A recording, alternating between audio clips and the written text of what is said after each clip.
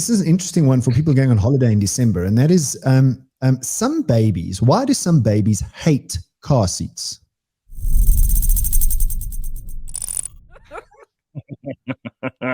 George Mienie, how are you, sir? I'm good, and you, Gareth? Sorry, my gardener, his timing is impeccable.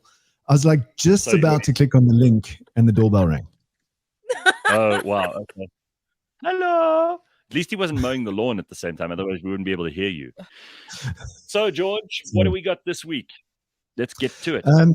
Let's get to it. Let me put my phone on silent because that will ring.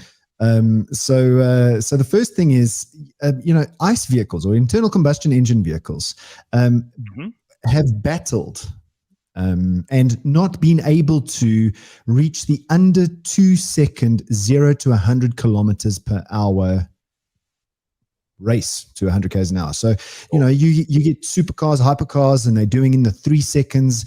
Most of the time, superbikes can do between 2 and 3 seconds from 0 to 100 kilometers an hour.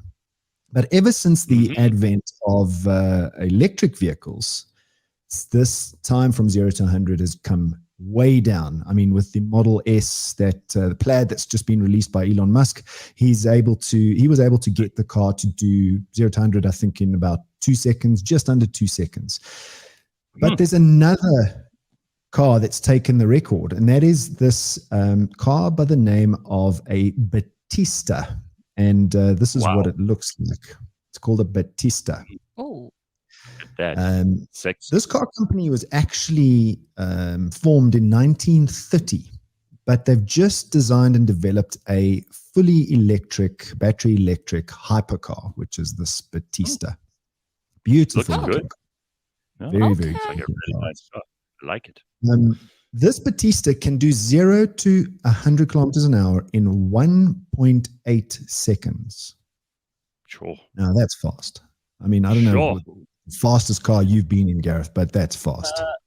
George, if your takeoff time is that fast, you could spin out of control very, very easily, right? I mean, if you've got wheels that are moving that quickly, the engine that's delivering that much power, you better have your hands tight on that steering wheel, and you better be going forward and have a little bit of space and wiggle room, because you might cause big shit. To go from 0 to 100 in that kind of time is unbelievable. It's unbelievable. And this car, so that while they've designed the car to go that quick at 1.8 seconds, they've also had to think about the brakes, because you've got to stop the thing. And the car can do 100 kilometers an hour to 0 in 31 meters. Speaking of brakes, I heard you on your podcast, on the AutoTrader podcast, talking about how you reckon that one of the best ways people can learn to drive better, save on fuel, everything, and have just an all-round, more like civilized way of behaving in the car is to learn how to brake properly and to brake less. And it was kind of a funny moment in the promo that I've seen, where you laugh that you're not telling people not to use their brakes. You don't want to cause crashes, but like you can be a little more judicious about how you use your brakes, and it's good. It's good to do that. There's a whole bunch of reasons to do it. And, besides saving fuel, because I feel like using your brakes less, anticipating the stop, stops you from accelerating hard and stops you from braking hard, which then uses less fuel. But it also is safer, because, one of the biggest safety tips I ever give people is the criminal can't break your window. A criminal can't hijack you if the car is moving. So have this mindset of a continually moving car. A human being can only run at about 20 odd kilometers per hour for a couple of seconds. Good point. Well put. See, we learn new things every week. What else you got for us? So this is an interesting one for people going on holiday in December, and that is some babies. Why do some babies hate car seats?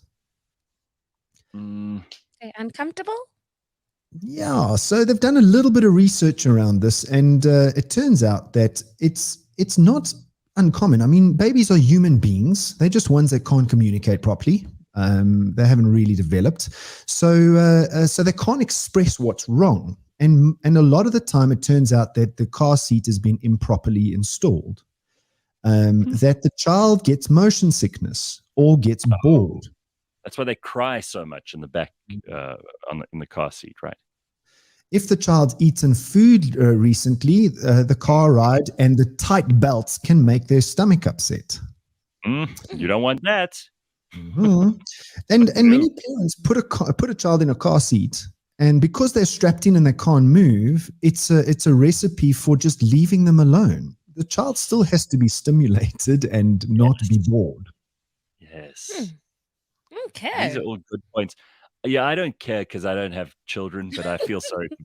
I feel sorry for people who have to think about this shit, because I've seen even with babies that I know, nephews, friends who have kids, it's a major thing to get them into their car seats, and they complain and they bitch and moan, and even up to the age of like 4 or 5 or 6, the kids are still complaining about that stuff. So I get it. I'm with you, parents. I'm with you. So the other thing about car seats is, up to what age is a car seat appropriate? Now, that's the wrong question to ask. The reason a car seat exists for toddlers and for children getting older is not because of the car seat itself. It's because of the height of the child and the seatbelt across the neck of the car. That's the reason the car seat mainly exists, is because the car itself doesn't have seat belts to strap in a little human being. Right. So it doesn't matter how old, but it's about how well the kid fits into one of the adult seats, or it needs to be in a car seat. Correct. Yes, and so the test is really is to see where the seatbelt crosses the child, and whether the child is tall enough or not. You can have a child on a booster seat or a car seat up to the age of 13. Some kids are really short. A little bit embarrassing though for a 13-year-old, because their friends don't want to see them in a car seat. I mean, George, do you think that there are 20 and 30-year-olds who are still attached to their car seats? Maybe it's like, I think some 20-year-olds should have a car seat. Strange, like, adult child fantasy thing where the kid is like, or the adult is like, oh, would you be car seat? Because they still talk like a baby and all that stuff. Oh my God. It's like having a dummy at the age of 12. Right. It's a bit of a problem. Some adults need them, though. You talk too much. All right.